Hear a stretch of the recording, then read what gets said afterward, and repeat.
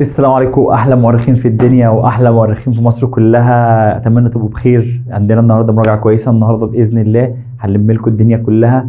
عندك امتحان دراسات بس ان شاء الله الامتحان في جيبك في شوال. احلى مؤرخين في الدنيا. حصه باذن الله هتكون لما الدنيا. صلى على النبي، زيد النبي صلاه، وحدوه. شو كوبايه شايك ولا النسكافيهك وادواتك. يلا بينا نبدا حصتنا. صلى على النبي. نبدا بايه؟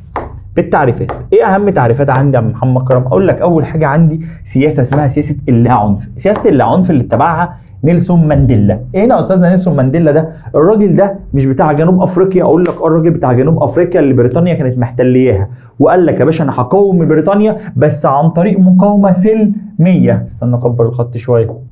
عن طريق حاجه اسمها مقاومه سلميه، التغير بدون استخدام القوه. هعمل مظاهرات، هعمل مقاطعات، هعمل اعتصامات بس بدون مأذي حد.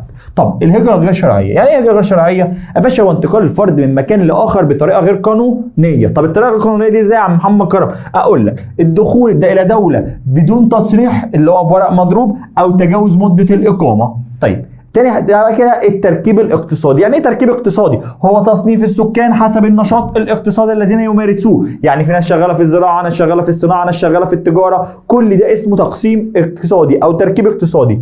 الهرم السكاني. هرم ايه سكاني؟ اقول لك رسم بياني. هرم بيه. طب الرسم البياني ده بيوضح ايه؟ حاجتين، تركيب اسمه نوعي وتركيب اسمه عمري. يبقى شبابه كويسه. يبقى انا عندي دلوقتي الهرم السكاني رسم بياني يوضح كام تقسيم؟ 2 نوعي وعمري. والله انت ايه العسليه، ركز معايا ياض.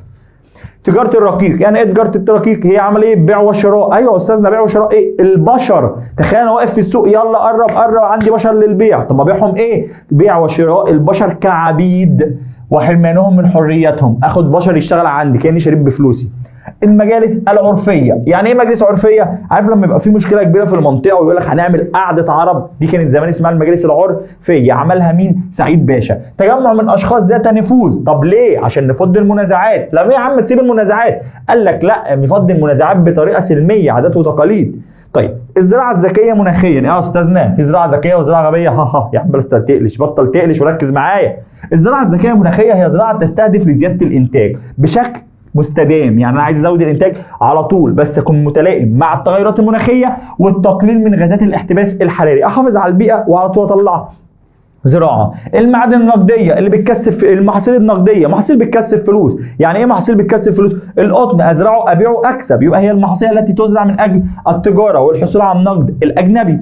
الموائل البحريه. يعني ايه موائل بحريه يا عم محمد كرم؟ منطقه فيها نوع واحد او اكتر من نوع من السمك، بس هي منطقه صغيره كده. هي منطقه بيئيه طبيعيه من عند ربنا مأهوله بنوع واحد او اكثر من الكائنات البحريه. التعدين المستدام. استاذنا يعني ايه تعدين مستدام ده؟ اقول لك يعني لما تيجي تطلع معادن وتستخدم المعادن تبقى عامل حساب دلوقتي وبكره. يعني انت مثلا دلوقتي داخل على اجازه، فانت مثلا مخنصر لك من المذكره دي 10، مخنصر لك من كذا، محوش فحصلتك كذا عشان انا داخل على اجازه محتاج مصاريف.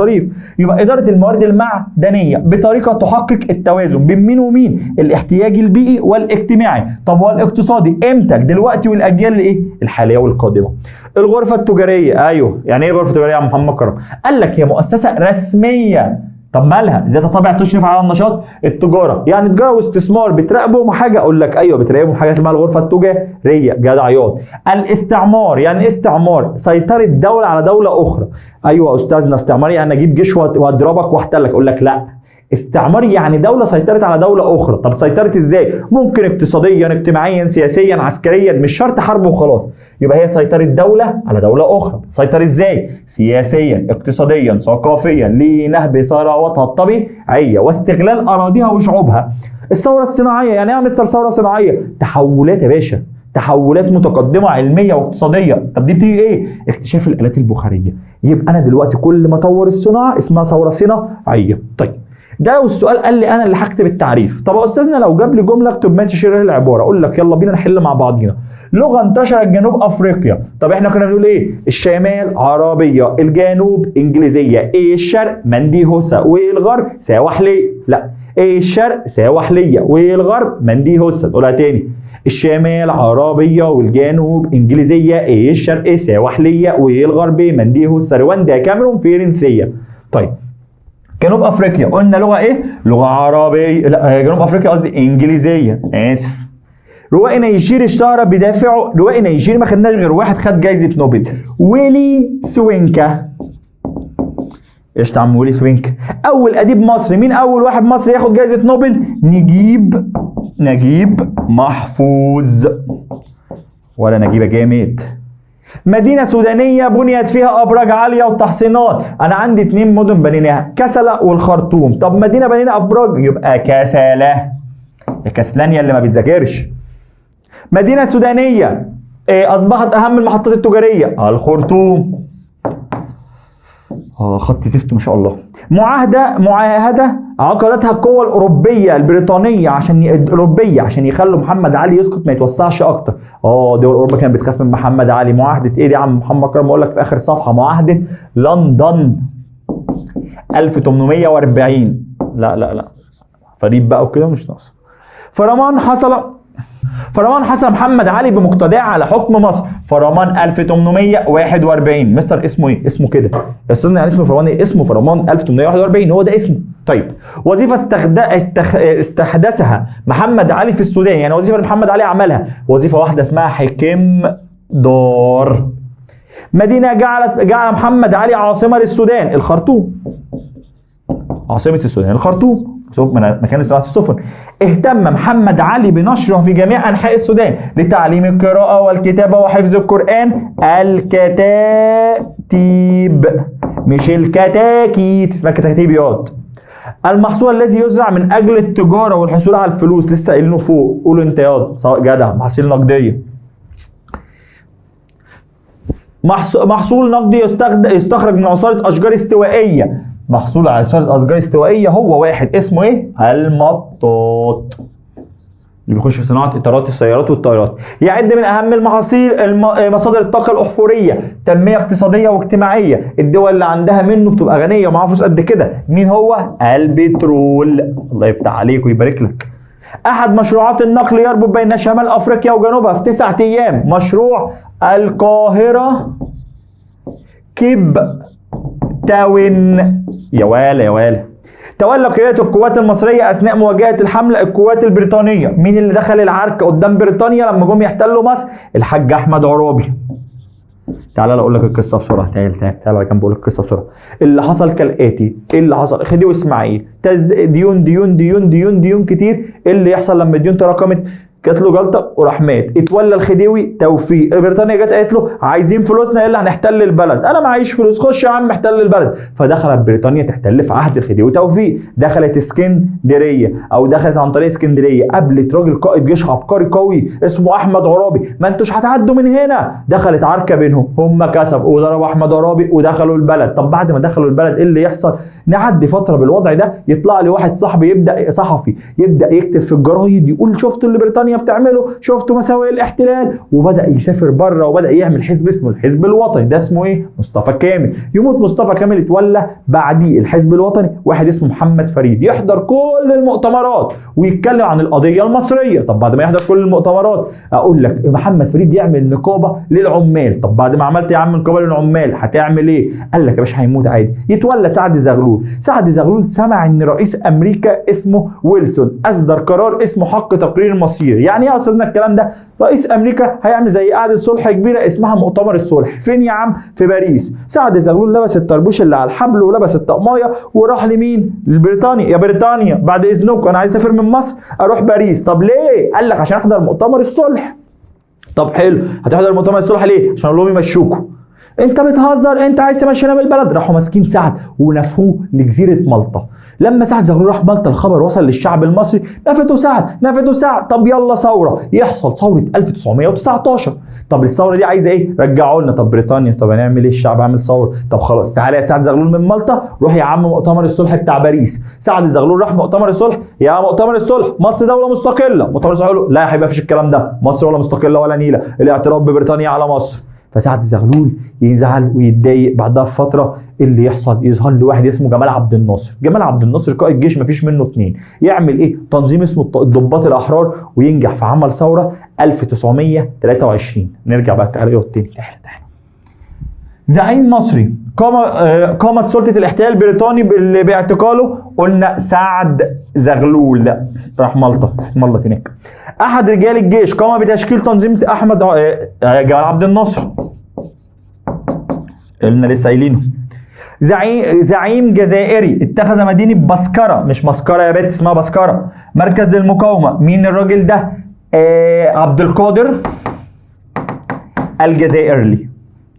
مناضل افريقي حصل على جائزة نوبل، مناضل افريقي، مناضل يعني استاذنا مش ويلي سوينكا ولا نجيب محفوظ، اقول لك لا، اسمه نيلسون مانديلا.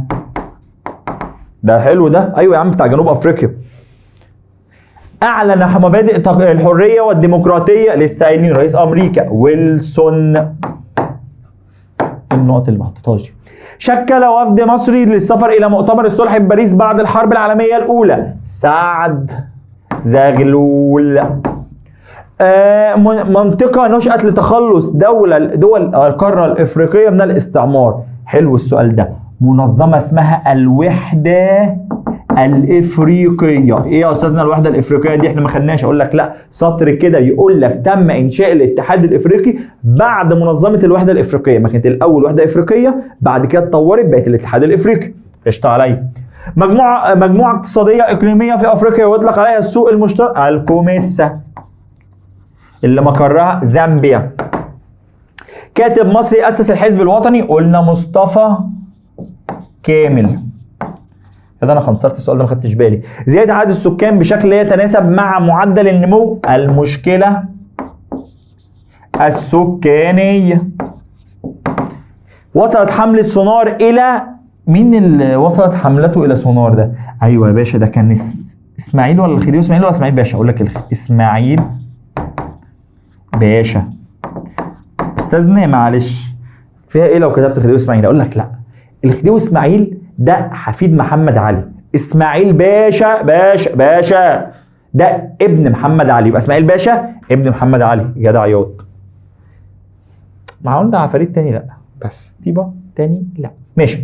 ارسل في عهده الجمعيه الجغرافيه الملكيه البريطانيه اكتشاف، اقول لك سعيد باشا البلد. مناضله جزائريه ما خدناش غيرها، جميله بوحريد. ايه اللي انا بكتبه ده؟ جميله بوحريد. تولى قيادة الحزب الوطني بعد وفاة مصطفى كامل. مين يتولى بعد مصطفى كامل؟ محمد فريد. ضابط بحري مصري قام بتاعت مين الضابط؟ ما محمد علي بعت 3 رحلات، واحدة اسماعيل باشا ابن محمد علي، تاني رحلة محمد علي بنفسه يتفقد الإدارة والبحث عن مناجم الذهب اللي لقاها في دنقلة، والثالثة سليم بيك قبطان. 3 رحلات، يروح يلاقي جنادل والشلالات يرجع. يبقى ده مين؟ سليم بيك قبطان. أسس تنظيم الضباط الأحرار الحاج جمال عبد الناصر، لسه قايلينه. زعيم غاني تولى النضال ضد الاستعمار، كوامي، وده جاي لك في الامتحان، نكروما. أنشأ أول نقابة للعمال محمد فريد. أنشأ المجالس العرفية سعيد باشا.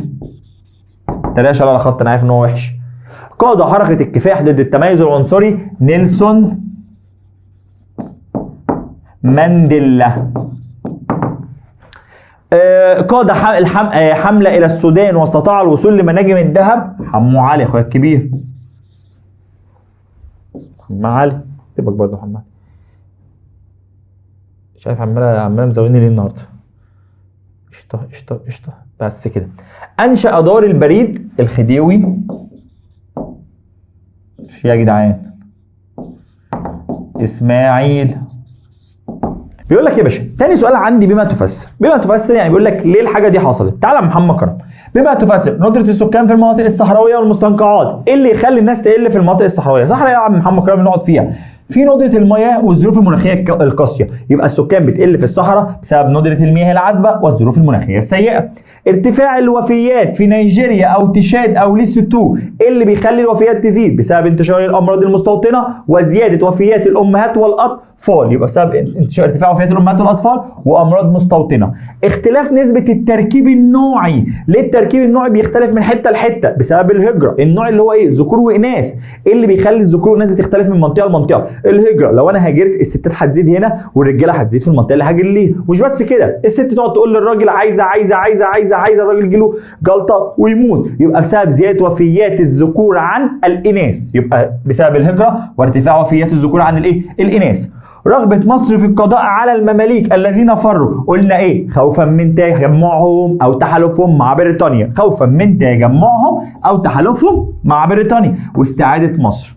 اهتم محمد علي بنشر الكتاتيب لتعليم القراءة والكتابة وحفظ القرآن. انشأ سعيد باشا المجالس العرفية. يا عم سعيد انت ليه عملت مجالس عرفية؟ قال لك عشان اخلي السودانيين يساعدونا في الحكم، لاشراك السودانيين في حكم بلادهم. طيب جاء بعد كده بيقول لك ايه؟ تحالف القوى الاوروبيه الكبرى، تحالفتوا مع مين؟ مع السلطان العثماني ضد محمد علي. يا عم بتتحالفوا عليا؟ دول اوروبا كلها عليا ليه؟ قال لك لايقاف توسعات محمد علي التي تعارض مصالحهم الاقتصاديه، عشان تقف عند حدك يا محمد يا علي. انشا محمد علي لحاميه عسكريه. اي حاميه عسكريه، اي جيش وظيفته حفظ توفير الامن والحمايه. ارسل محمد علي عددا من المزارعين للسودان. ليه يا محمد علي خدت مزارعين من مصر وديتهم السودان؟ قال لك عشان اعلم السودان الزراعه الحديثه من اجل تدريب السودانيين على اساليب الزراعه المتقدمه. ما تعملش يلا اكس 2 لو انت بتسمع، انا كده بتكلم بسرعه. تعد الابقار في افريقيا اهميه محدوده. ليه البقر مش مهم يا استاذنا في افريقيا؟ ليه البقر بتاعنا مش مهم؟ اقول لك عشان انتاجه من اللحمه واللبن محدود بسبب ضعف انتاجه من اللبن واللحمه، والعادات والتقاليد يدفعوا بها مهر الزواج والحصول على الالبان بس. اهميه اتفاقيه منطقه التجاره الحره للقاره الافريقيه. طيب ليه عملنا منطقه اسمها التجاره الحره؟ هدفنا تعزيز الوضع التجاري، عايزين نظبط العلاقات بين ازاله الحواجز التجاريه والسلع، عايزين نزود السلع بتاعتنا والتجاره بتاعتنا عشان تصبح افريقيا كلها سوق واحد. طيب شعور الافارقه بانهم غرباء في اوطانهم اثناء الاستعمار، والاستعمار قاعد عندنا كنا بنحس ان احنا غرباء استاذنا. اقول لك بسبب التميز العنصري. يعني ايه يا استاذنا؟ دلوقتي قاعد في بلدي مصر دلوقتي والاقي ان البلد بتعامل الاجنبي احسن مني، يا عم وانا غريب في بلدي ولا ايه؟ ده كان بيحصل ايام الاستعمار. طيب فرضت الدول الاستعماريه الرقابه الماليه على الدول. ليه فضلوا بيراقبونا ماليا ويدونا فلوس؟ عشان يراكموا علينا الديون وبعد كده يتدخلوا في شؤون البلاد بحجه ديونهم. بالظبط زي اخوك الصغير كده يلاقيك مزنوق يقول لك عايز فلوس، خد يا عم سلف يا عم، يسلفك 10 في 10 في 10 بقى عليك دين قد كده. يجي اخوك تقول لك انزل اعمل لي كذا، لا الا هقول لهم في البيت انت ليه انا ليه عندك فلوس؟ فيبدا يتحكم فيك بحجه ان هو عايز فلوس وانت مش قادر تسدد. طيب نرجع لكلامنا. مشاركة نفس الفكرة اللي هي بسبب تراكم الديون. مشاركة محمد فريد في العديد من المؤتمرات الدولية. ليه يا عم محمد فريد؟ قال لك لشرح القضية المصرية والمطالبة بإنهاء الاحتلال البريطاني. طيب تعاني قارة أفريقيا من انخفاض حركة السياحة. السياحة مش شغالة في أفريقيا. ليه؟ بسبب الظروف المناخية السيئة. عندنا مناخ مقرف في أفريقيا مش في كل الدول. كثرة الأمراض والأوبئة. أنا هروح دلوقتي يا عم أسيح ولا هروح دلوقتي ألاقي مرض يجي لي ولا حاجة؟ ضعف شبكات النقل والمواصلات. السكك بتاعتنا ما شاء الله اركب كده أي عربية تقول نفسك أنت عمال إيه ما شاء الله عملت بترقص في العربية. ضعف البنية التحتية. مش قيام بعض دول افريقيا بالاعتماد على الزراعه الذكيه مناخيا. ليه بنعتمد على الزراعه الذكيه مناخيا؟ عشان نقلل او نواجه التاثير السلبي للتغير المناخي. التغيرات المناخيه والاحتباس الحراري والتاكل وكل ده بيأثر على المناخ. فاحنا رحنا للذكيه مناخيا لتقليل التاثير السلبي للتغير المناخي على الزراعه عشان نحقق الامن الغذائي. ضعف التجاره البينيه. ليه التجاره بيننا ضعيفه؟ عشان تشابه المنتجات. معلش لو انا معايا كيس شيبسي بالجبنه المتبله وانت معاك بالجبنه المتبله، اخد منك ليه وانت تاخد مني ليه؟ نفس الفكره. انا بصنع مثلا ملابس، المانيا العراق بتصنع، العراق مش في افريقيا، السودان بتصنع ملابس، هاخد منها ليه؟ ما انا بصنع منك نفس الحاجه. انا بصنع مثلا دي هي بتصنع دي، ما هو نفس الفكره. انا بصنع مكرونه هي بتصنع مكرونه، نفس الفكره. طيب تشابه المنتجات. اعتمادها على السلع الاوليه. كسور شبكات النقل. طيب ازدهار حركة التجارة في السودان خلال عهد إسماعيل. ليه التجارة تقدمت؟ أقول لك عشان كان عندي أمن وعندي الطرق زي الفل ومراكز تجارية. سوء الاوضاع الداخليه لمصر في اواخر عهد اسماعيل. ليه الاوضاع الداخليه كانت متدهوره؟ بسبب الازمه الماليه وتراكم الديون. انخفاض معدل الزياده الطبيعيه في قاره افريقيا. ليه الزياده الطبيعيه بدات تقل؟ ايوه ما دام بدات تقل يبقى العيال بدات تقل، ما دام العيال بدات تقل يبقى نجاح برامج تنظيم الاسره، يبقى بسبب اهتمام بضبط النمو السكاني وتنظيم وتطوير النظام الصحي، واهتمينا بصحه الامهات والاطفال، وطبعا برامج تنظيم الاسره. هي السياحه مهمه عم محمد كرم؟ اقول لك اه طبعا يا ابني. طب السياحه مهمه في ايه؟ لانها مصدر اساسي للدخل القومي، فلوس، مش بس كده ده كمان فلوس اجنبيه، وبجانب كده ان هي بتجيب استثمارات كتير وتساعد على تبادل الثقافات، بنفهم الدول بعضها بتبقى بتفكر ازاي، وتوفير فرص عمل.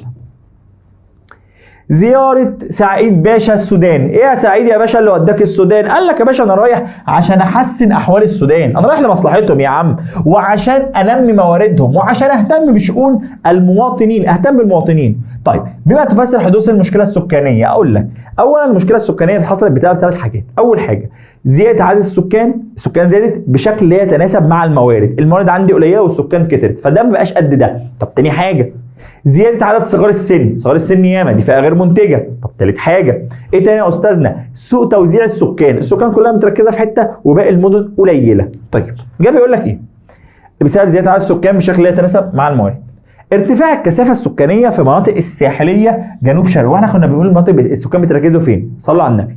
كنا بنقول وادي النيل والدلتا في مصر، نيل ازرق في السودان، والشمال الغربي والجنوب الشرقي، القاهره، لاجوس. طيب لما اقول لك المناطق السهول كده بسبب تربه خصبه، مياه عذبه، مناخ معتدل، يبقى تربه خصبه، مياه عذبه، والمناخ المعتدل. قيام ثورة 1952 بسبب التدخل البريطاني في شؤون الداخلية، انتشار الفساد، غياب الحياة الديمقراطية والاجتماعية. طيب صلاحية مناطق شمال وشرق وجنوب أفريقيا لمشاريع الرياح. ليه شمال وشرق وجنوب أفريقيا كويسين أوي للرياح؟ أقول لك بسبب انتظام هبوب الرياح. يعني إيه الكلام ده؟ يعني الرياح بتهب بانتظام، ليها أوقات معينة بتنتشر فيها.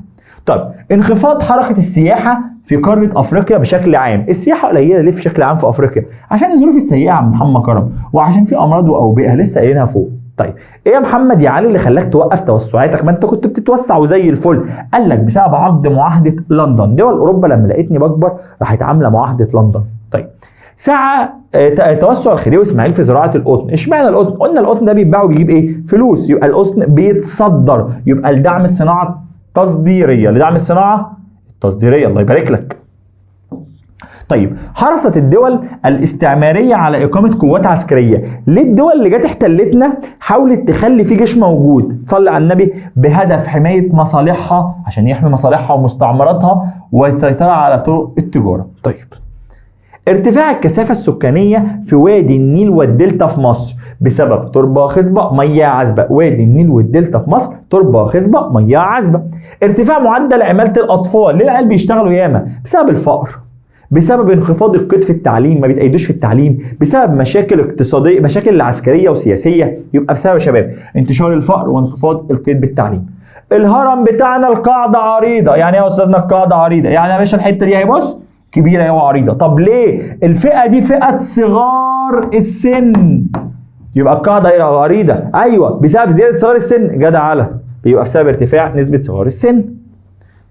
أهمية المطاط. يدخل في صناعة إطارات السيارات والطائرات. إقامة سعيد باشا معسكرات عند نهر السباط لمنع تجارة الرقيق، عشان هناك في رقيق، فعمل معسكرات قال لك لو حد تاجر هنا هديله 60 جزمة. ارتفاع معدل المواليد اللي خلى العيال تتولد كتير. الزواج المبكر، كثرة الإنجاب، ضعف برامج تنظيم الأسرة. الزواج المبكر، كثرة إيه؟ الإنجاب، ضعف برامج تنظيم الأسرة. يعد الجراد مشكله كبيره. والله استاذنا عشان الجراد لما بيخش على الارض الزراعيه بيدمر مساحه كبيره من المحاصيل. طب ايه اللي بيخلي السكان تهاجر؟ ايوه يا استاذنا انا بزهق من البلد فبهاجر، ادور على فرصه عمل، ادور على فرصه تعليم، احسن مستوى المعيشه، مشاكل سياسيه وعسكريه في البلد اللي انا فيها. كل دي اسباب للهجره.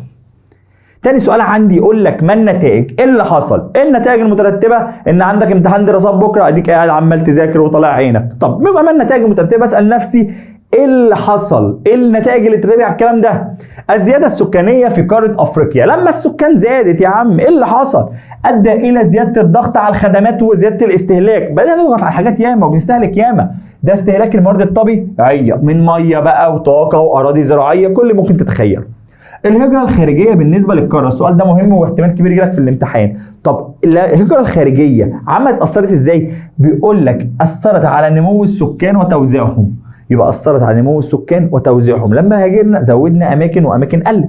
نجاح برامج تنظيم الأسرة ورعاية صحة المرأة، لما برامج تنظيم الأسرة نجحت بقت معدل الزيادة الطبيعية يؤدي إلى انخفاض معدل المواليد. طب لما المواليد انخفضت أدى إلى انخفاض معدل الزيادة الطبيعية. اهتم محمد علي بالنهضة العمرانية في كسلة. يا محمد يا علي ايه اللي حصل لما اهتميت بالعمران في كسلة؟ قال لك لما اهتميت اصبحت من المدن الادارية في شرق السودان والاهالي بقوا بيتدفقوا عشان يروحوا لها. بيقول لك ايه النتائج المترتبة على معاهدة لندن؟ يعني يا استاذنا ايه النتائج المترتبة على معاهدة لندن؟ ايه اللي حصل بعد معاهدة لندن؟ محمد علي تخلى عن معظم الاراضي اللي كان مسيطر عليها خارج ارضه. طيب بما بيجي يقول لك ما النتائج؟ النتائج اللي ترتبت على سوء شبكات الري والصرف في بعض الدول الافريقيه. لما شبكات الري والصرف بقوا ضعيفه في دول افريقيا ادى الى ايه؟ ارتفاع نسبه الميه والاملاح. طب الميه والاملاح لما يزيدوا هيخلوا التربه كويسه؟ قال لك ادى الى تدهور التربه الزراعيه. طيب ايه اللي حصل نتيجه التقدم العلمي والتكنولوجي في النسبه للتعدين؟ لما بدانا نتقدم في مجال التعدين ايه اللي حصل على كده؟ قدرنا نحدد اماكن وجود المعادن، حلو، وقدرنا نحدد الاحتياطي اللي عندنا بدقه، ومش بس كده بدانا نستخرجه باجهزه تكنولوجيه حديثه. طيب ايه النتائج اللي ترتبط على تطبيق بعض الفنادق بمصر ممارسه تقلل من الاثار السلبيه؟ بمعنى ان الفنادق بدات تتجه ان هي تحاول تقلل التاثير السلبي على البيئه. طب ايه اللي حصل؟ حولنا تلت الفنادق عندنا لفنادق خضراء صديقه للبيئه، ومصر خدت جوائز بسبب الحوار ده. طيب جه بعد كده بيقول لك ايه يا باشا؟ توقيع زعماء بعض القبائل الافريقيه معاهده مع الاوروبيين. ده الخداع السياسي، ان دول اوروبا جت عملت معانا معاهدات بعد كده بدات تتدخل في شؤون البلاد، ادى ذلك الى الادعاء فيما بعد بملكيه هذه الاراضي وفرض السيطره علينا. دي اسمه الخداع السياسي. طيب يجي يقول لك ما النتائج المترتبه على اللي ترتب على اكتشاف الذهب والماس في جنوب افريقيا؟ احكي لك القصه. الحوار بدا كالاتي يا باشا.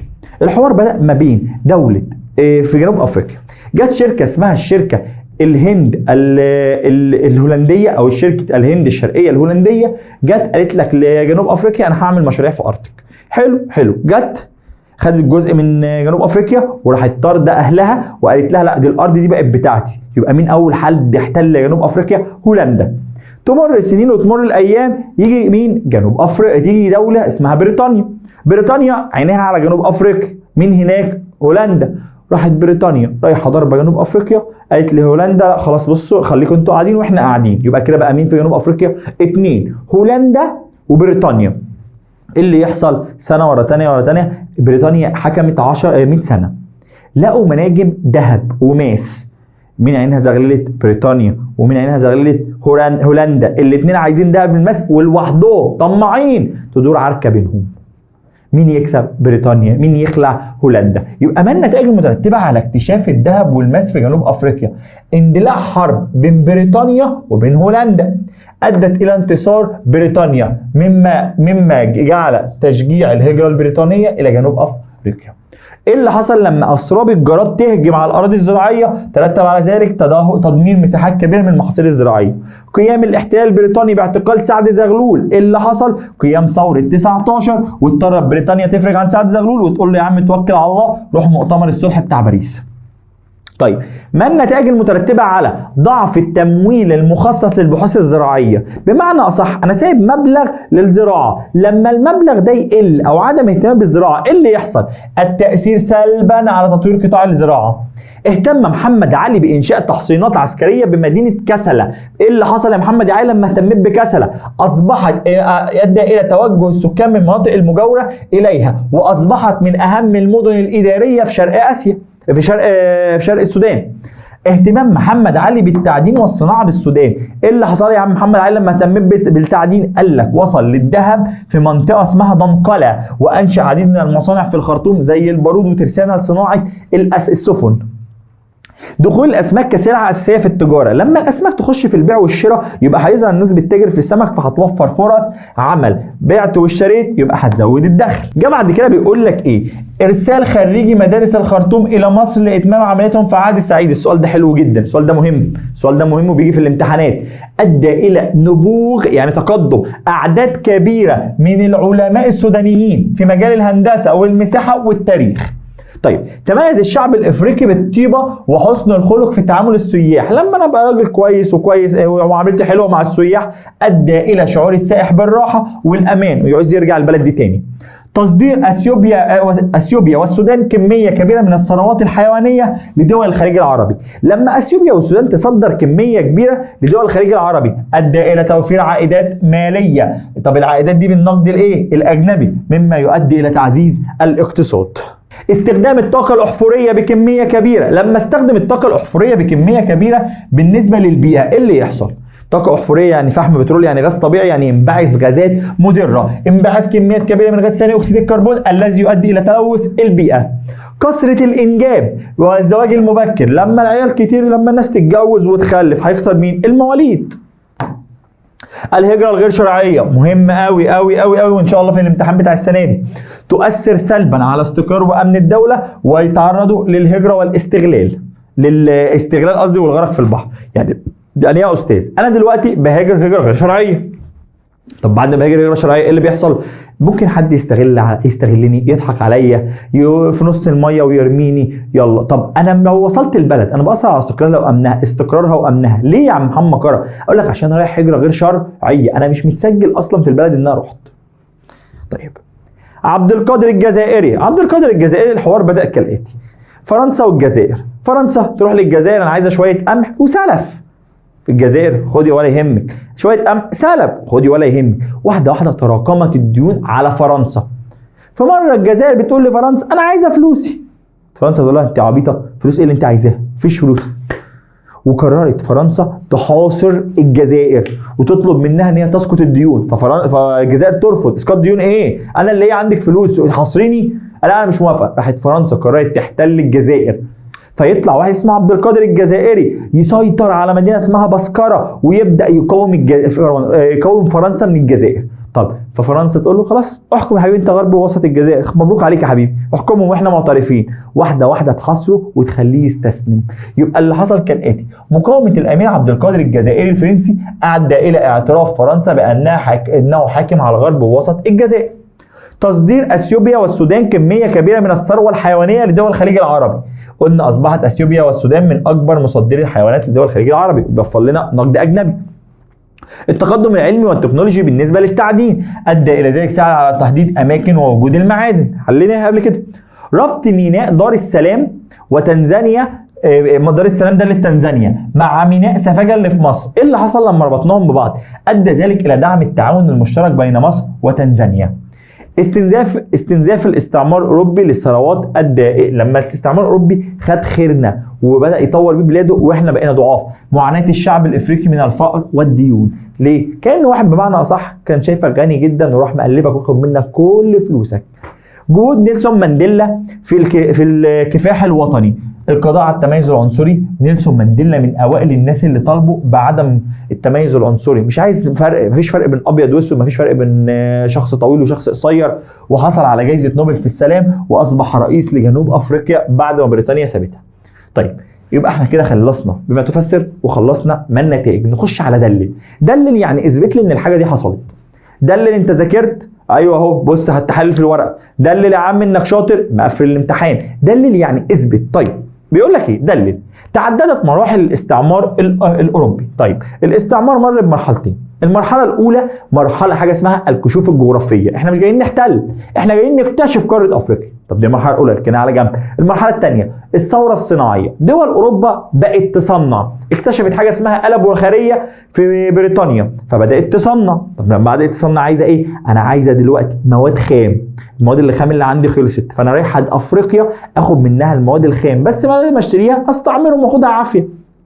طب دي حاجه ثانيه، انا عايز ابيع منتجاتي اللي انا من دلوقتي صنعت، المصنع طلع منتجات انا عايز ابيعها، انا هروح دول افريقيا عشان اخد المنتجات، اخد منتجاتي اللي انا صنعتها ابيعها هناك.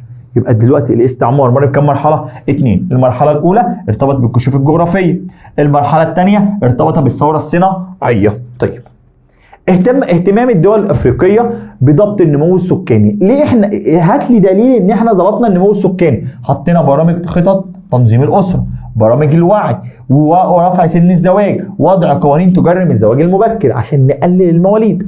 تطور النظام القضائي للسودان بعد تبعيته للحكم محمد علي. النظام القضائي يعني محمد علي طوره، كان الاول عادات وتقاليد حيث استخدم القانون العثماني للفصل في النزاعات. طب كان الاول عادات وتقاليد، يبقى عمل قانون عثماني اللي كان الاول عادات وتقاليد، وعين قاضي لكل مديريه وعين كبير للقضاه.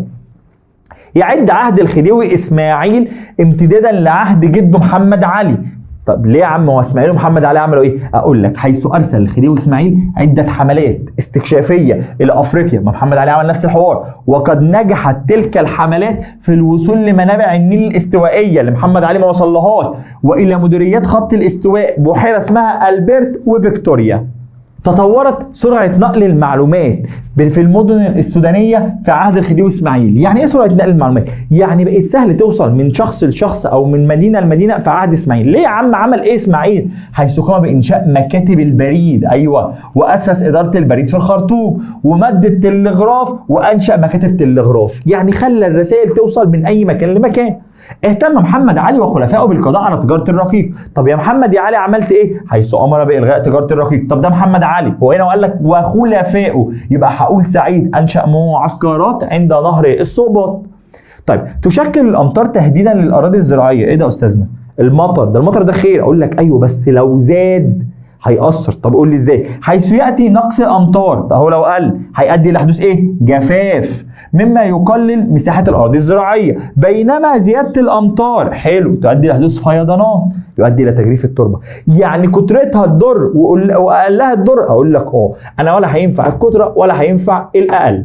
طيب تعد منطقة شمال وجنوب أفريقيا مثالية لإقامة مشروعات الطاقة. لسه قايلين ليه منطقة دي مثالية لإنتاج الطاقة؟ أقول لك صلي على النبي، بسبب انتظام هبوب الرياح بتنتشر بانتظام. طيب بيقول لك ايه؟ حرص المستعمر الاوروبي على قمع الحركه الوطنيه الافريقيه.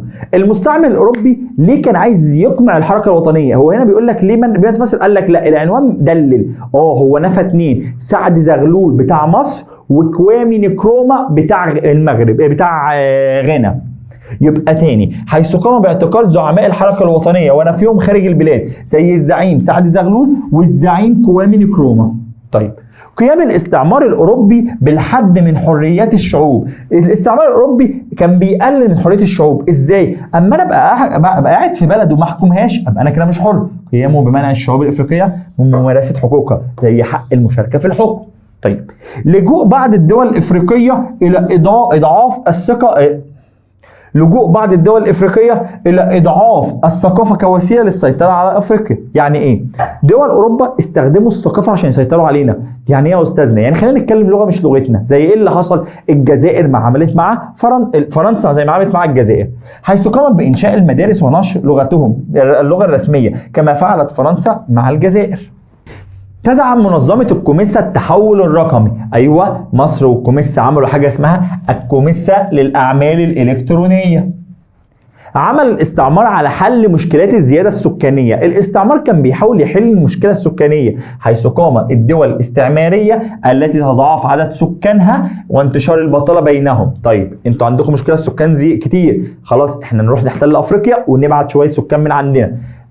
طيب بتهجير مين؟ تهجير سكانهم الى بعض الدول الافريقيه، مثلما ما عملت انجلترا مع جنوب افريقيا وفرنسا مع شمال وغرب ووسط افريقيا. يعني انتوا عندكم مشكله سكانيه تيجي ترازونا احنا بيها؟ ده اللي حصل. تأثير الموقع الفلكي لأفريقيا على امتدادها الكبير في إنتاج الطاقة الشمسية. يعني موقع أفريقيا خلى فيه إنتاج طاقة شمسية. أقول لك إزاي؟ حيث أدى الموقع الفلكي لقارة أفريقيا إلى تلقيها معدلات إشعاعات شمسية مرتفعة. أفريقيا قريبة من خط الاستواء، إشعاعات شمس كتير مرتفعة سنويا، مما يجعلها من أفضل القارات إنتاج الطاقة الشمسية. طيب ليه توجه فئة هات لي ليه توجه فئة سن العمل بأفريقيا تحديات؟ يعني سن العمل بيواجه تحديات. ايه دليل على كده؟ حيث يتمثل في مشكله صحيه والتعليم وقله فرص العمل. يبقى سن العمل عنده مشاكل، عنده مشاكل. ايه المشاكل اللي بيقابلها؟ مش لاقي شغل، مشاكل صحيه، مش عارف يتعلم. اهتم سعيد باشا بإنشاء بعض الأحوال الاجتماعية، بإصلاح بعض الأحوال الاجتماعية للسودان. يعني سعيد باشا حاول يصلح أحوال السودان. عملت إيه؟ أولا حيث قام سعيد إقامة معسكرات عند نهر الصوبات، خفف الضرائب، أعفى الأهالي من الضرائب المتأخرة وأسقط الضرائب. طب يعمل أكتر من كده عن الجيش؟ ما هو كل ده إصلاحات اجتماعية. طيب تؤثر الصراعات السياسية في أفريقيا سلبا على الثروة الحيوانية. يعني الصراعات السياسية بتأثر على الحيوانات. إزاي؟ حيث يؤدي الصراعات السياسية إلى هجرة كثير من الشباب في المناطق الرعوية. الناس اللي عايشين في حرب وأنا منطقة رعوية أنا هسيبها وأمشي، مما يؤثر سلبا على الحيوانات. طيب اهتم سعيد باشا بالإصلاحات الاجتماعية، ده لسه حلينه. لم تقتصر مساعدات مصر لحركة التحرير الافريقي على الجانب العسكري بس. يعني ايه يا استاذنا؟ يعني مصر ساعدت دول افريقيا للتخلص من الاستعمار.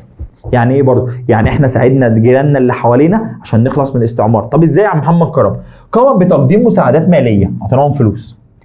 اتاحت فرصة لحركة التحرير لاتخاذ القاهرة مقرا سياسيا. يعني ايه؟ انتوا عندكم مشكلة في بلدكم، تعالوا اجتمعوا في مصر نحل لكم المشكلة دي في القاهرة. طيب وإنشاء إذاعات موجهة باللغة المحلية. يعني الإذاعة عندنا تتذاع من مصر تتذاع مثلا في الجزائر. يعني واحد في مبنى الإذاعة في القاهرة بيتكلم اللي سامع الصوت اللي عايشين في الجزائر. طيب كانت لمصر العديد من الجهود للنهوض بقطاع السياحة. مصر عملت إيه عشان تطور السياحة؟ أولا إحنا حطينا خطة استراتيجية عشان نعمل حاجة اسمها سياحة مستدامة، التي تستهدف إلى زيادة عدد السكان إلى 30 مليون سائح سنة 2028. يعني احنا حطينا خطة إن مصر تقدر تستقبل 30 مليون سائح في خلال سنة 2028، وبنحول تلت فنادقنا إلى فنادق خضراء. يؤثر نوع الصخور في المعادن. انا عندي كام نوع من الصخور؟ 2، صخور ناريه وصخور رسوبيه متحوله. يبقى انا عندي صخور ناريه متحوله وصخور رسوبيه. الناريه المتحوله دي زي ايه؟ الذهب والنحاس والماس، اسمها ناريه، الحاجات الغاليه، ذهب نحاس والماس. طيب الصخور الرسوبيه شبه مين؟ الفوسفات والجبس. طيب بيقول لك تتميز قاره افريقيا بتنوع اجتماعي وثقافي ساهم في ازدهار السياحه. طب افريقيا بتتميز بالتنوع، اقول لك ايه دليلك؟ عندنا عادات وتقاليد خاصه بينا. كل شعب ليه عاداته وتقاليده وليه اكله وليه طريقه لبسه ليها خاصه بيه. الصناعات اليدويه، الاطعمه، الفول والفلافل والحاجات بتاعتنا الشعبيه دي، الطقوس الدينيه، في شعوب في افريقيا لها طقوس دينيه غريبه، الفنون، طريقه الغنى والتمثيل، المهرجانات، كل دي حاجات تخلي السائح عايز يزور افريقيا. طيب تتنوع عناصر الحامية العسكرية بالسودان. طب يعني الجيش السوداني، قلنا الجيش السوداني بيتكون من 3 حاجات: مجموعة من المصريين والقليل والسودانيين والقليل من الأتراك. يبقى الجيش بيتكون من كام حاجة؟ 3: مصريين، سودانيين، والقليل من الأتراك. تؤثر الفيضانات القوية على الإنتاج الزراعي. الفيضان قلنا ازاي بيأثر؟ قلنا شباب لما بيحصل فيضان بيزيد المية فبيعمل تجريف للتربة، دمر محاصيل، بالتالي الزراعة هتقل. طيب توجه السكك الحديدية، تواجه السكك الحديدية في قارة أفريقيا عدة مشاكل. الطريق الحديدية اللي هي القطارات بتقابل مشاكل. ايه يا عم المشاكل اللي بتقابلها؟ عد معايا. التصميم القديم، شكلها قديم. طب ايه تاني يا عم محمد كرم؟ عدم ملائمتها لمتطلبات التشغيل الحديثة. يعني الشكل قديم ومش سريعة ومش نفس الشكل الأوروبي، مش قد قوة عدد السكان. صعوبة مد شبكات سكك حديدية جديدة، مش عارفة مد شبكات حديدة، يعني مش عارفة أطور. قارن يا باشا. طيب أول مقارنة جت في دماغي، قارن بين المعوقات الطبيعية والبشرية لتوقفات توسعات إسماعيل. أنت ليه ما كملتش توسعاتك؟ قال لك والله أنا قابلت مشاكل، في منها طبيعية وفي منها بشرية بسببنا. طب الطبيعية عدم صلاحية الأنهار. ماشي الأنهار مش صالحة إن أنا أمشي فيها خلاص. البحيرات الداخليه والبحيرات الداخليه للمياه وانتشار مستنقعات وضيق الطرق البريه، يعني الميه مش نافع والبر مش نافع، تعرج وعدم استواء السطح، دي حاجات طبيعيه مش مخليني عارف اكمل. طب البشري قال لك يا باشا الاوضاع الداخليه بايظه، في ديون بسبب ازمه ماليه وبدات استعين بالاجانب، وكل ده عمل ازمات يخليني مش عارف اطور بلدي ولا امشي قدام شويه. طيب التعليم في السودان في عهد محمد علي والخديوي اسماعيل. طب يا محمد يا علي عملت ايه في التعليم؟ قال لك نشر الكتاتيب وعمل مدارس نظاميه في المناطق الحضاريه، انشا مدارس نظاميه في المناطق الحضاريه. طب يا عم الخديوي اسماعيل عملت ايه؟ قال لك انشا بعض المدارس والمكتبات العامه في السودان، وجاب العيال خريجي مدارس الخرطوم وداهم يتعلموا في مصر على نفقه الدوله المصريه. ايه يا عم الفرق بين المجالس العرفيه ومجالس الاقاليم من حيث مهام؟ قال لك المجالس العرفيه اتعملت في عهد سعيد، حلو، طب ليه؟ لاشراك السودانيين في حكم بلادهم. طب مجالس الاقاليم برضو في عهد سعيد، طب ليه؟ للفصل في الخصومات المدنيه اللي بين الناس والتجاريه بين التجار. الاتحاد الافريقي والكوميسا حيث المقر، الاتحاد الافريقي في اثيوبيا مقره اديس ابابا، يبقى الاتحاد الافريقي افريقيا مقره اديس ابابا. طيب الكوميسا مقرها زامبيا. طيب هدف الاتحاد الافريقي الدفاع عن سياده الدول الاعضاء، تحقيق التكامل الاجتماعي والسياسي والاقتصادي. طب الكوميسا تعزيز التجاره بين دول الاعضاء، التكامل الاقتصادي. لو خدت بالك ان الاسواق كلها مشتركه، يعني ايه هدفها اقتصادي. النحاس والحديد، النحاس يا باشا هيدخل في الصناعات الكهربائيه وصناعات الاسلاك. طب الحديد يدخل في صناعه الحديد والصلب. طيب اليورانيوم والكروم، اليورانيوم يا باشا ناميبيا اول دوله، الكروم جنوب افريقيا. طب التقسيم الاداري، وده سؤال لازم يجي لك باشا. انا عندي 3 اشخاص، تقسيم اداري ايام محمد علي 5 مديريات. طيب التقسيم الاداري ايام سعيد 5 مديريات، يبقى محمد علي 7 وسعيد 5، محمد علي 7 وسعيد 5، اسماعيل 12 و5 محافظات، يبقى مين اللي قسمها 5؟ سعيد. 7 محمد علي، 12 و5 محافظات الخديوي اسماعيل. طيب ما العلاقة؟ يجيب لك كلمتين ويقول لك ايه العلاقة بينهم؟ ايه العلاقة يا شباب بين المية وسوء توزيع السكان؟ استنى نحاول الاسود. ايه العلاقة بين المية وسوء توزيع السكان؟ بيقول لك يتركز السكان في المناطق اللي فيها مية، في مية هنقعد زي مين؟ وادي النيل والدلتا في مصر، نيل ازرق في السودان. طيب بيقلوا في المناطق اللي ما فيهاش زراعه، زي مين يا عم محمد كرم؟ زي يا باشا المناطق الصحراويه. الموسيقى والطقوس الدينيه، كانت الرقص على انغام الطبول وسيله للتقرب الى المعبودات. الله يفتح عليك. المناخ وتوزيع السكان يتركز، بص ما دام قال لك توزيع سكان هتقول تقل ويزيد، حيث يتركز السكان في المناطق الكثافه المرتفعه، السواحل الشمالي الغربي والجنوب الشرقي. طب ويتوسطوا عند هضبة الحبشة، دي يا باشا مناخ، وبيقلوا خالص في المناطق الصحراوية. محمد علي ونظام القضاء، يا عم محمد يا علي انت عملت ايه؟ قال لك يا باشا قام محمد علي بتطوير نظام القضاء في السودان، حيث استخدم القانون العثماني للفصل في المنازعات بدلا من العادات والتقاليد، وعين قاضي لكل مديرية وكبير القضاء. استغلال الشعائر الإنسانية والاستعمار الأوروبي. حلو السؤال ده. إيه يا أستاذنا العلاقة بين استغلال الشعائر الإنسانية؟ أقول لك قامت بريطانيا احتلال جزيرة زنجبار بحجة استغلال الشعائر الإنسانية. يعني إيه يا أستاذنا؟ حيث استغلت بعض دول أوروبا الشعائر الإنسانية، زي مين؟ زي احتلت بريطانيا زنجبار بدعوى مكافحة تجارة الرقيق، راحت قالت لك أنا هقضي على تجارة الرقيق، ولكن هي احتلت فعلا زنجبار. طيب بين الزواج المبكر والنمو السكاني، زواج مبكر كثرة إنجاب أدى إلى زيادة النمو السكاني. الفيضانات القوية والإنتاج، فيضانات تجريف التربة يؤدي تنمية المحاصيل. النشاط التجاري والاستعمار، استخدمت الدول الأوروبية الشركات التجارية والمصارف لتسهيل السيطرة على الاقتصاد بين الدول. قال لك يا باشا أنا جاي بس أستغلكم، أنا جاي يا باشا أعمل لكم مشاريع في بلادكم.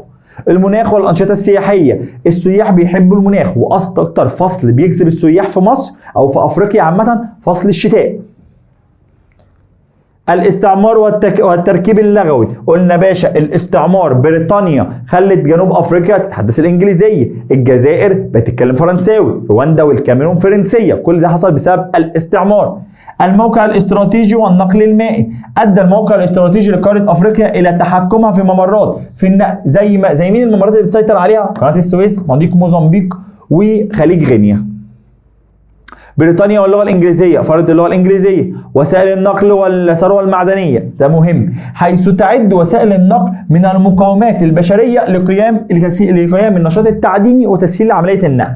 الموقع الجغرافي ونظام الحكم والاداره بالسودان، اقام محمد علي نظام حديث للحكم، حيث قسم السودان لكم مديريه؟ قسم السودان الى 7 مديريات، وعين على السودان حكم دار وظبط القضاء. يبقى احنا كده يا باشا خلصنا سؤال ما العلاقه. خلي بالك انا جبت لك كل اسئله المقالي اللي ممكن تشوفها. بما تفسر ما النتائج، ما العلاقه، دلل ماذا يحدث، لا ما كتبتش ماذا يحدث، كتبت لك معظم الاسئله اللي انت ممكن تشوفها. ضع علامه صح او غلط. تعد دوله اثيوبيا اولى دول قاره افريقيا من حيث عدد السكان؟ نيجيريا، اثيوبيا، مصر. لا غلط، الثانيه نيجيريا الاولى. تعد النيجر من الدول الافريقيه التي سجلت اعلى معدلات الزياده الطبيعيه؟ حصل. تاتي دوله جنوب افريقيا في مقدمه الدول الافريقيه جذبا للسياح، جذبا للمهاجرين؟ حصل. تعد مدينه لاجوس بنيجيريا من اكثر مدن اكتظاظا بالسكان؟ حصل. تمر قاره افريقيا حاليا بالثالثه؟ اقول لك لا غلط، افريقيا في المرحله الثانيه مش الثالثه. من الدول الافريقيه التي تنتشر بها اللغه الفرنسيه؟ رواندا، كاميرون فرنسيه. يعد نجيب محفوظ اول كاتب افريقي ياخد جائزه نوبل؟ لا، ويليس وينكا. نجيب محفوظ اول كاتب في مصر، او اول كاتب في مصر بس. اشتهر الروائي ويليس وينكا بدفاعه عن الهويه؟ صح. تعاني قاره افريقيا من انتشار بعض الامراض مثل النوم والملاريا؟ حصل. السواحل الشمال الغربي في افريقيا تتسم بكثافه سكانيه منخفضه؟ والله حرام عليك غلط، مرتفعه. يتسم التركيب النوعي لقاره افريقيا بالتوازن بين الذكور والاناث؟ حصل. تتساوى نسبه غير الملتحقين بالتعليم في دول شمال افريقيا مع دول جنوب الصحراء، يعني دول قد بعض؟ اقول لك لا، ده شمال افريقيا فيها ناس متعلمه شويه عن جنوب الصحراء، يبقى غلط، لا تتساوى. يبقى شباب هيجي يقول لك ينخفض عدد الاطباء والممرضات في افريقيا مقارنه بالمعدل العالمي؟ صح، عندنا الاطباء قليله والممرضات قليله. ارتبط الموسيقى بالطقوس الدينيه؟ الرقص على انغام الطبول كانت وسيله للتقرب الى المعبودات؟ حصل. يعد ويليس وينكا اول كاتب افريقي ياخد جائزه نوبل؟ ويليس وينكا اول كاتب؟ اقول لك حصل. الهرم السكاني ذو القاعده الضيقه، الهرم بتاعنا قاعدته ضيقه؟ اقول لك لا، الهرم بتاعنا القاعده بتاعته قاعده عريضه. يمثل سكان قاره افريقيا نحو نص سكان العالم؟ لا، احنا خمس سكان العالم. قام محمد علي بتجنيد السودانيين بسبب شهرتهم بالقوه والشجاعه؟ حصل. استخدم القانون العثماني للفصل في النزاعات بين السودان من قبل في السودان قبل عهد محمد علي؟ يعني السودانيين استخدموا القانون العثماني قبل محمد علي ما يجي؟ اقول لك لا غلط، ومحمد علي هو اللي دخل القانون العثماني. اهتم محمد علي بالبحث عن المعادن واستثمارها في السودان كالفوسفات والذهب. هو ذهب بس ما كانش فيه فوسفات عن محمد كرم، كان حديد. توقفت فتوحات محمد علي بعد عقد معاهدة برلين ايه يا استاذنا؟ برلين دي ما خدناش في المنهج. لا غلط، معاهدة لندن. تم مد الصاغة الحديدية في السودان خلال عهد محمد علي؟ الصاغة لا، في خلال عهد اسماعيل حفيد محمد علي، خديوي اسماعيل. كلف محمد علي شيوخ القبائل بحماية طرق التجارة؟ حصل، محمد علي كان مكلفهم بكده. كانت مدينة كسلة عاصمة السودان؟ عاصمة السودان؟ لا غلط يا أستاذنا، عاصمة السودان الخرطوم أصلا مش كسلة. أراد سعيد باشا الفصل في الخصومات المدنية والتجارية فأنشأ محاكم الأقاليم، مجالس الأقاليم؟ حصل. أمال مين يا أستاذنا لمشاركة السودانيين في حكم بلادهم؟ المجالس العرفية. أقام عباس باشا الأول معسكرات عند نهر السباط لمنع تجارة الرقيق؟ صح. أبقى الخديوي إسماعيل على التقسيم الإداري؟ غلط، ده إسماعيل قلنا 12 مديرية و5 محافظات، وسعيد 5، ومحمد علي 7. أبحرت الرحلات الاستكشافية التي أرسلها عباس باشا نجحت الرحلات الاستكشافية التي أرسلها عباس باشا في أفريقيا الوصول لمناجم الوصول إلى بحيرة فيكتوريا؟ لا، هو عباس ما بعتش وما وصلش لفيكتوريا، هو اللي بعت الخديوي اسماعيل، ووصلت الى فعلا بحيره فيكتوريا والبرت. ادى انتشار الامراض الخطيره التي الى توقف الكشوف الجغرافيه المصريه في افريقيا حصل. سوء الاوضاع الداخليه لمصر كان احد العوامل الطبيعيه. سوء الاوضاع الداخليه طبيعيه كده غلط، البشريه. شهد عهد سعيد باشا زياده في الرحلات الاوروبيه لاكتشاف قاره افريقيا. سعيد باشا صح، الجمعيه الجغرافيه الملكيه البريطانيه. تأتي أفريقيا في المرتبة الأولى عالميا في مساحة الأراضي الزراعية. أفريقيا الأولى عالميا؟ لا يا عم، أمال آسيا بتعمل إيه؟ تحتل مصر المرتبة الأولى في إنتاج السمك من المصائد الطبيعية؟ لا، إحنا الأولى بس من المزارع السمكية. السهول الفيضية والدلتوات الأنهار من مناطق الزراعة؟ أيوة حصل. تحتل مصر المرتبة الأولى إفريقيا في إنتاج الأسماك من المصائد؟ قلنا غلط يا عم والله، مزارع. تم الاعتماد على الزراعة الذكية مناخيا في بعض دول أفريقيا مثل مصر؟ أيوة، مصر غنمالي. يشكل الرعي أساس الاقتصاد في المناطق الجافة وشبه الجافة؟ حصل. طيب، يؤدي سقوط الأمطار لو الممطار سقطت كتير حدوث فيضان قوي يتسبب في تدمير المحاصيل؟ حصل.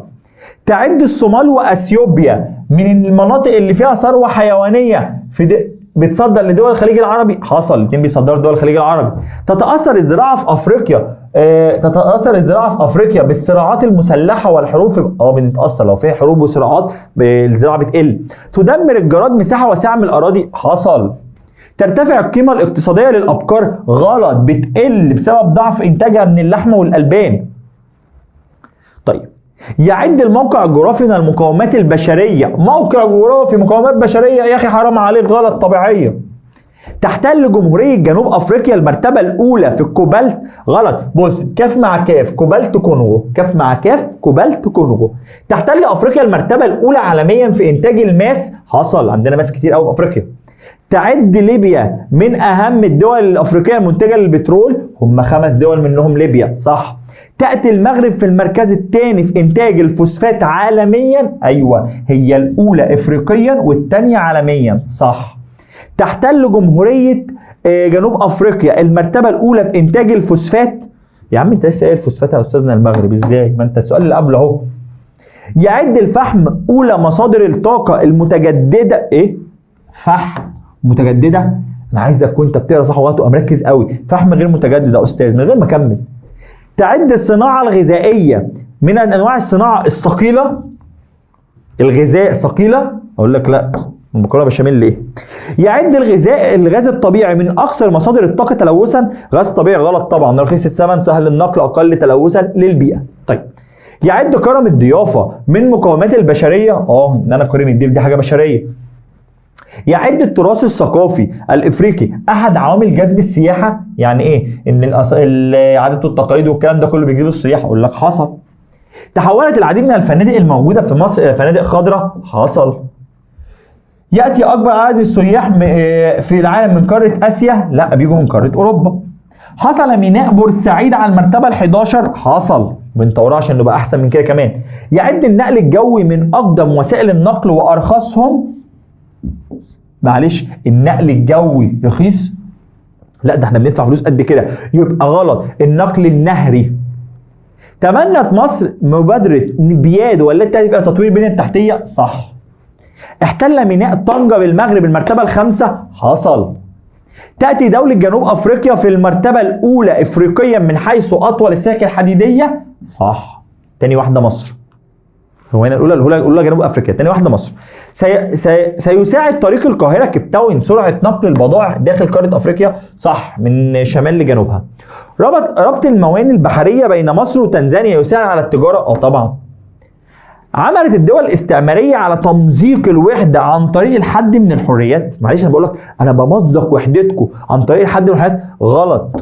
التميز العنصري أو لا، اتباع سياسة فرق تسد، اتباع سياسة فرق تسد. يعد نيلسون مانديلا من الشخصيات الوطنية التي كافحت ضد الاستعمار؟ حصل، وخد جائزة نوبل. ارتبط الاستعمار الأوروبي لأفريقيا في مرحلته الثانية بالثورة الصناعية؟ حصل. كان الدافع الإنساني هو المحرك لبريطانيا في احتلال زنجبار. غلط. استغلال الشعائر الإنسانية. دافع إنساني معناه إن هي جدعة وراح تعبر عن مشاعرها الإنسانية، لا هي بتستغل المشاعر الإنسانية، هي تستغل الشعائر الإنسانية. تمتعت الأفارقة بالعدالة الاجتماعية في ظل الاستعمار؟ لا والله يا ابني، كنا بناخد بالجزم. كان النشاط التجاري أحد أساليب استعمار أفريقيا؟ حصل. تعد الكوميسا أكبر تكتل؟ لا يا باشا، مش أكبر تكتل، هي تاني أكبر تكتل. قام أحمد عرابي بتشكيل تنظيم الضباط الأحرار؟ حصلش، ده كان ميت ساعتها. كمال عبد الناصر. استخدمت فرنسا الثقافة كوسيلة للضغط على جنوب أفريقيا؟ غلط. اللي استخدمت جنوب أفريقيا إنجلترا أو بريطانيا. أنشأ الاتحاد الإفريقي 2002 بديلا لمنظمة الوحدة الإفريقية؟ حصل. تزعم نيلسون مانديلا حركة المقاومة في الجزائر؟ لا والله، لا هتشيل الجزائر وتحط جنوب أفريقيا، لا هتشيل نيلسون مانديلا وتحط عبد القادر الجزائري. قام جمال عبد الناصر بتشكيل الضباط الأحرار؟ حصل. أيوه هو ده. سعت ألمانيا لتحقيق أمجاد قومها من خلال استعمار أجزاء من أفريقيا؟ حصل، عشان تنقل السكان كمان. تعزيز التجارة بين دول غرب أفريقيا أحد أهداف منظمة الكوميسا؟ غلط. خلي بالك، طب الغرب الغلط في غرب الكوميسا شرق أفريقيا مش غرب أفريقيا. اتبع المستعمر الأوروبي سياسة التميز العنصري؟ حصل، اللي كان واقف ضده نيلسون مانديلا.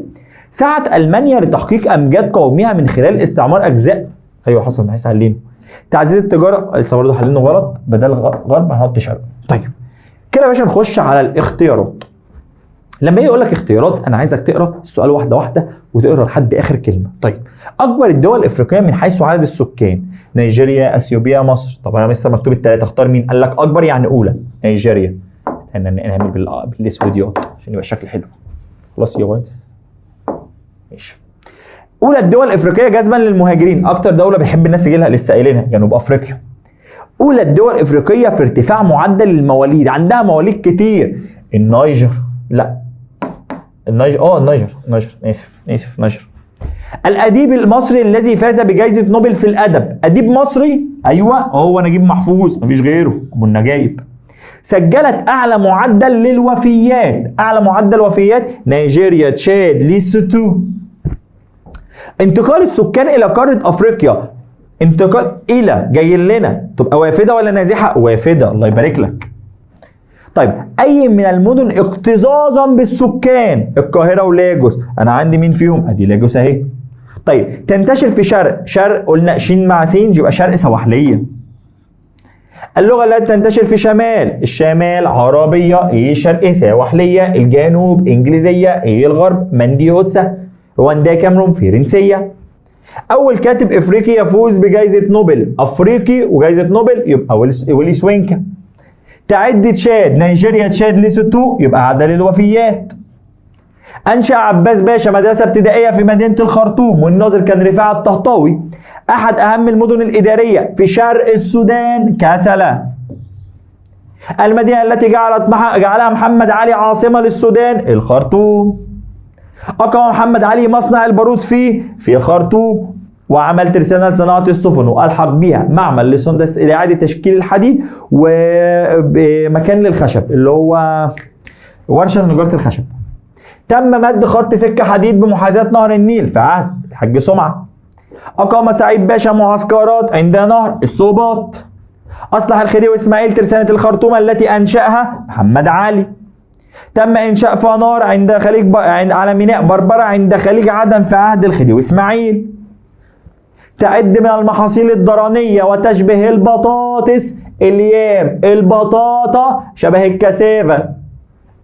أحد محاصيل المنبهات قلنا شرق شاي، غرب كاكاو، يبقى شاي شرق، غرب كاكاو، غرب شرق غرب وشرق ووسط البن، ما بيزعلش حد. يبقى تاني شين مع شين، شرق شاي، غرب كاكاو. يعد من المحاصيل النقدية اللي ببيعها وبكسب فلوس القطن.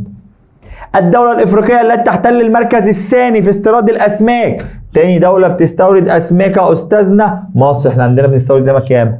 تحتل تشاد المرتبة الأولى في تشاد صحراء، يبقى الإبل، الله يبارك لك. يستخدم في إنتاج الطاقة النووية اليورانيوم، اهو اللي مش لاقيه. اولى الدول الافريقيه في انتاج الذهب غانا. اولى الدول الافريقيه في انتاج اليورانيوم ناميبيا.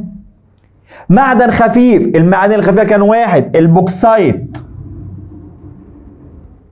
احد اسباب انتشار مشكله عماله الاطفال، ليه العيال الصغيره بتشتغل؟ بسبب الهجره؟ لا. التقدم التكنولوجي؟ لا. زياده معدلات الفقر؟ ايوه عشان فجيره.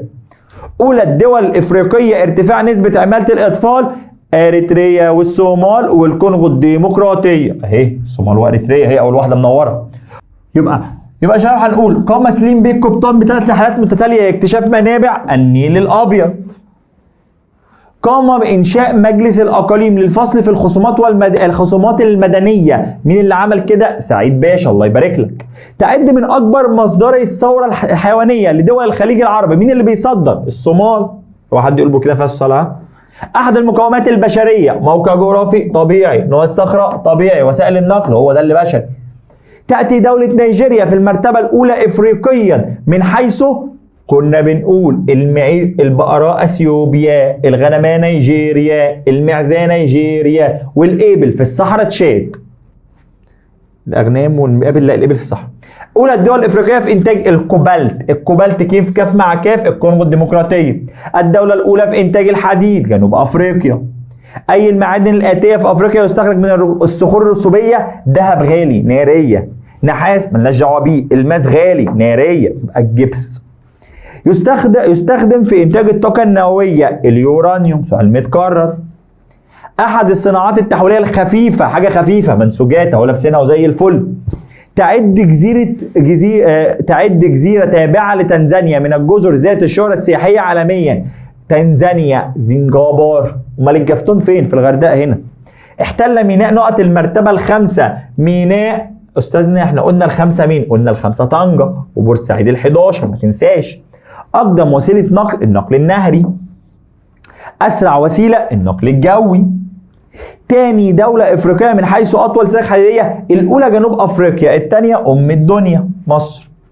من أشهر المطارات الإفريقية مطار كيب تاون في جنوب أفريقيا. طيب قامت بريطانيا باحتلال نقط بحجة تجارة الرقيق زنجبار. حصلت جنوب أفريقيا على استقلالها من الاستعمار البريطاني. جهود مصر مع منظمة اليونسكو الكوميس في مشروع ربط الكهرباء بين مصر والسودان. تم تأسيس الحزب الوطني على يد مصطفى كامل. ضعفت التجارة البينية في الدولة الإفريقية بسبب إيه اللي خلى التجارة اللي بيننا تقل؟ ضعف شبكات النقل، اختلاف المنتجات، الزيادة السكانية، الاهتمام بالتصنيع. لو اهتم بالتصنيع هنتاجر، لو في زيادة سكانية هنبادل مع بعض عادي، لو اختلاف منتجات ده أحسن. ضعف شبكات النقل، الطريق زفت، مش هاجي لك طريقك وحش. بسم الله. من الجزر ذات الشهرة العالمية بقارة أفريقيا، جزيرة عالمية بقارة أفريقيا وتقع في الغردقة. أيوة الجفتون جزيرتنا الحلوة. أحد المعوقات التي تواجه التنمية السياحية، حاجة بتواجه السياحة، زيادة عدد السياح. أيوة دي مشكلة بتواجه السياحة فعلا. التنوع الثقافي، التنوع البيئي، نقص البنية التحتية، الطريق عندنا زفت. يعد من المقومات البشرية لقيام السياحة في أفريقيا. عايز حاجة بشرية، تنوع ثقافي، هي دي ضفت عليك. تتحكم قارة أفريقيا في العديد من الممرات المائية الحيوية ومنها مضيق أفريقيا. بتسيطر على مين؟ موزمبيق. تأسست أول مستعمرة في جنوب أفريقيا على يد شركة الهند الشرقية الهولندية. أطول شبكة سكة حديد جنوب أفريقيا. ارتبطت المرحلة الثانية من الاستعمار بالآلات البخارية. الأولى كشوف جغرافية. جميلة أبو حريد موجودة في الجزائر. إسكات البنادق أحد مصر إيه؟ أمني، بقول لك وقف البندقية يالا. تنتمي محكمة العدل الدولية، محكمة العدل الإفريقية إلى الهيئة بالاتحاد الأوروبي قضائية. هانت ياض خلاص قربت تخلص امتحاناتك، يا بختك هتاخد اجازه. يقع مقر الاتحاد الافريقي في مدينه اديس ابابا. يبقى الاتحاد الافريقي في اديس ابابا. بكده انا يعتبر خلصت الحصه، فاضل لك كام حاجه كده بسيطه هنأكد عليها. اهم سؤال عندنا واطول سؤال، اهم سؤال عندنا وما بيخلاش من اي امتحان لازم يجي، وهو سؤال الخريطه. صلي على النبي باشا، انا المم لك الخريطه في 4 خرائط هتلم لك الدنيا. صلي على النبي كده. اول حاجه دولة منتجة للطاقة الشمسية، بص على الرقم دي. طب دي دولة ايه؟ دي دولة المغرب. يبقى 1 دولة ايه؟ المغرب. طيب 2 دي فين يا عم محمد كرم؟ 2 اهي. بيقول لك دولة منتجة للطاقة الكهرومائية، دي دولة جنوب افريقيا. الله يفتح عليك ويبارك لك. طيب 3 دولة تقوم فيها الصناعة التحويلية الثقيلة. بص على الرقم 3 اهي، دي دولة الجزائر. او الخط صغير معلش عشان ما بهدلكش الدنيا. طيب رقم 4 ميناء يحتل المرتبة ال11. انا عندي ميناء ايه اسمه ايه؟ طنجة وبورسعيد. طب دي مصر، يبقى ده ميناء ايه؟ بورسعيد. الله يبارك لك. طيب اولى الدول الافريقية انتاجا للابقار او انتاجا للابقار. طب دي مين؟ دي اثيوبيا. طب فاضل اخر واحد 6 اولى دول تربية الاغنام. دي دولة نيجيريا. طيب نخش على الخريطة اللي جنبها اهي. بيقول لك ايه؟ اولى الدول انتاجا للذهب. فين يا عم؟ 1 اهو. طب احنا متفقين الذهب غانا. طيب اولى الدول للماس. الماس فين اهي؟ رقم 2 دي دولة ايه؟ بتسوانا. طيب اولى الدول انتاج الكوبالت. طب فين رقم 3 اهو؟ رقم 3. طب ايه ده يا استاذنا؟ الكونغو الديمقراطية. طب 4 اولى الدول في اليورانيوم. فين رقم 4 اهو يا باشا؟ رقم 4 اليورانيوم. ناميبيا. طيب بعد كده جاي بيقول لك ايه؟ اولى الدول الافريقيه في انتاج الفوسفات. طب رقم 5 دي دوله المغرب. طيب اولى الدول في انتاج الحديد. فين 6 اهي؟ 6 اهي الحديد جنوب افريقيا. اولى الدول في انتاج الطاقه الشمسيه. فين 7 اهي؟ 7. طب دي مين؟ مصر. طيب تعالى الخريطه اللي بعدها. بيقول لك ايه يا باشا؟ 1 اولى الدول الافريقيه في تربيه الابل. فين رقم 1 اهي؟ طب رقم 1 دي ايه؟ دوله تشاد. طيب اولى الدول الافريقيه في انتاج السمك من المصايد الطبيعيه. فين رقم 2 اهي؟ دي مين؟ المغرب. طيب اولى الدول الافريقيه في انتاج الكروم. فين رقم 3 اهي؟ طب دي دوله ايه؟ حلناها في الخريطتين اللي قبلهم، جنوب افريقيا. طيب 4 اولى دول انتاج البوكسايت. 4 اهي. طب دي دولة ايه؟ انتاج البوكسايت مستر. طب دي ايه؟ اقول لك دولة غينيا. خلي بالك غينيا وغانا قريبين من بعض. طيب من اكثر الدول الافريقية انتاجا للطاقة الكهرومائية. 1 اثيوبيا. طيب من اكبر الدول المنتجة للبترول. 2 الجزائر. طيب من الدول الافريقيه السمك. طب 3 دي ايه؟ 3 دي موريتانيا. طيب 4 استاذنا دي دوله ايه؟ قلناها في اللي قبلهم، مصر. طيب انا كده يا باشا رجعت لك مراجعه باذن الله. باذن الله مش هيطلع منها الامتحان، لميت لك الدنيا. بس تعالى بس معايا كده، عايز افهمك حته صغيره واكد عليها. بص يا شباب، استاذنا انا ببقى شاطر ومذاكر ومركز، بس انا مشكلتي في حاجه تانية، ما بعرفش احل. ايه؟ ازاي بذاكر ما بعرفش احل؟ بذاكر والله يا استاذنا بس بكتب الاجابات في بعض. تعالى يا باشا ركز معايا. طبعا ده بيكون شكلك في الامتحان قاعد بتفكر. طيب ركز بقى معايا شويه عشان انا اقول لك تتصرف ازاي. مبدئيا كده اهم حاجه عشان تعرف المقال لازم تقرا السؤال كويس جدا جدا وتكون مذاكر مذكره كويس. بتقرا السؤال كويس، بتحدد السؤال ده عايز منك ايه، وكل مره بسال نفسي عايز ايه. طب لو السؤال قال لك يا بيه بما تفسر، لو السؤال قال لك ايه؟ بما تفسر، بسال نفسي على طول ليه؟ يعني ايه بسال نفسي ليه؟ يعني مثلا حبيب قلبي بما تفسر ده بيقول لك ليه؟ ليه بتاكل؟ عشان جعان. ليه بتلعب في الشارع؟ عشان زهقان. ليه بتزور اخواتك؟ عشان زهقان. طيب لما يجي يقول لك ليه ارسل محمد علي عدد من المزارعين للسودان؟ ليه؟ عشان ادرب السودانيين على الاساليب العلميه الحديثه. طب خلاص يبقى سؤال بيتفسر بسال نفسي ليه.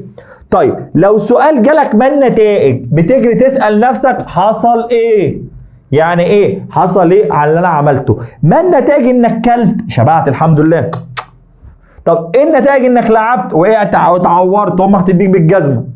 طب ليه يا استاذنا؟ اقول عشان انت لعبت غير ما تستاذنها. لا ليه يا استاذنا اسال نفسي ليه؟ ده ما النتائج. ايه النتائج؟ بسال نفسي ايه اللي حصل؟ ايه اللي حصل؟ ليه؟ بتفسر ما النتائج ليه؟ طيب معاهده لندن، ايه النتائج المترتبه على معاهده لندن؟ ايه اللي حصل بعد معاهده لندن؟ تخلى محمد علي عن معظم الاراضي. طيب لو قال لي دلل او صحه العباره، بتجري تسال دليل. يعني ايه؟ تجيب دليل. ايه دليلك انك كلت؟ الطبق فاضي. هم حط لك طبق مكرونه بشاميل، راحت المطبخ وجت تقوم المغرب فيه الطبق فاضي، ده اللي انت اكلت طبق فاضي. ايه دليلك انك جبت ايه دليلك انك جبت حاجات حلوه مصروفك خلص؟ يعني ايه مصروفك خلص؟ يعني انت كان معاك مصروف، نزلت الشارع جيت فين يا ابني المصروف صرفته؟ ايه يا عم تعالى ورينا مصروفك. لا والله صرفته معيش جنيه خلاص منه. دليلك ان هو اتصرف. اهتم محمد علي وخلفائه بالقضاء على تجاره الرقيق. ايه دليلك على كده؟ محمد علي قام ان هو بالغاء تجاره الرقيق، وسعيد عمل معسكرات عند نهر الصباط. ما العلاقه؟ بتجري تحط الكلمتين في جمله واحده. ايه علاقتك مثلا، ايه علاقتك بيا؟ مستر محمد كرم بيبقى المدرس بتاعي، اخويا الكبير، اخويا اللي بعزه، انت اخويا برضو اللي انا بعزك. ايه العلاقه بين الزواج والنمو السكاني؟ لما الناس بتتجوز بيزيد عدد المواليد فبيزيد النمو السكاني. دي اشكال الاسئله المقالي اللي بتزاولك. طيب كده خلصنا ان شاء الله مراجعتنا. ربنا يوفقك يا رب في الامتحان. اي حد عايز المذكره يبعت لي رساله على الواتس ياخدها. هبعت لكم حاجات برضو مهمه على القناه باشا، سواء بتحضر معايا او ما بتحضرش معايا وعايز المذكره، الرقم بتاعي هسيبه لك، ابعت لي رساله هتاخد المذكره PDF، مفيش اي مشكله. اتمنى تكون استفدت. باذن الله مراجعتنا مش هيطلع منها الامتحان. حابب اشكر طلابي كلهم، احلى مؤرخين في الدنيا. حابب اقول لكم ان انا بشكركم جدا. حابب اقول لكم كلمه اخيره، اشكركم ان انتم معايا طول السنه وانا فخور جدا بيكم. واوعى تنسى تطمني عليك بعد الامتحان ويوم النتيجه. هتوحشوني جدا. احب اقول لكم لو كلها مدرسين فطلابي احلى مؤرخين.